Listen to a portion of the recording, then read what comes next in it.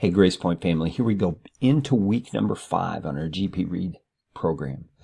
This coming week, you're going to see in your reading in the book of Genesis, the Abrahamic covenant is what it's called. It's God's agreement with this guy, Abram, who we've met, and he's going to get his name changed to Abraham, and he's going to be set up as God's appointed guy through whom he's going to build a great nation, a great people of faith. And one of the key verses you'll want to take special note of is in chapter 15, verse number 6. It's a verse that's repeated in the New Testament a couple of times, teaching us more about what it means to believe in God through faith. And Abraham is held up as that example.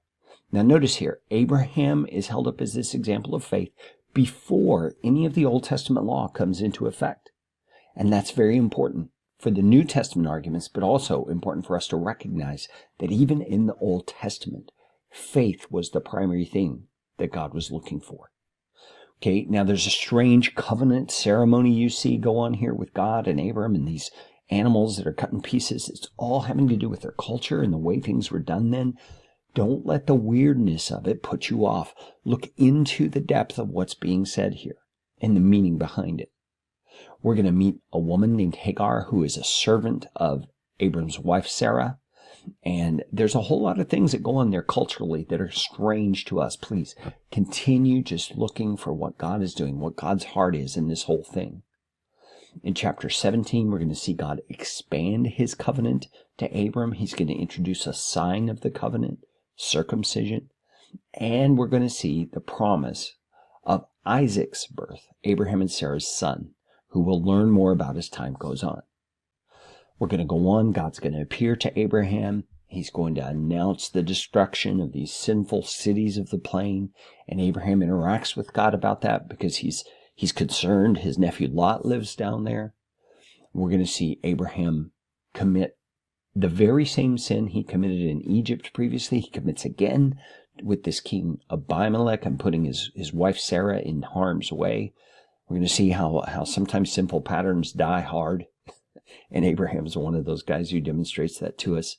In chapter 21, this promised son, Isaac, is born.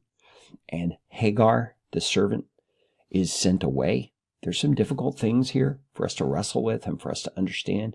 I encourage you to stick with it. Try and see what God's doing behind the scenes, how he treats Hagar in spite of how she's treated by her mistress, Sarah. And one of the things we could take away from this is that the heroes of the faith are people who are flawed just like us. They're people who God had grace on in spite of their flaws. So keep that in mind. These people are not held up to us as perfect examples. They're just people who, in the end, had faith in God, and he honored that faith. We're going to see Abraham's sacrifice of his son at God's command. So don't let that deter you. Just read through it and understand God's heart in the whole thing. And then we're going to hear about Sarah's death, and we're going to hear about how Abraham goes about finding a wife for his son Isaac. Friends, I'm proud of you that you're reading through the Bible along with us. Continue seeking the Lord. Ask him to help you every day as you read, so that you will understand his heart and his activity in carrying out this story of redemption through all of the Old Testament and New Testament history.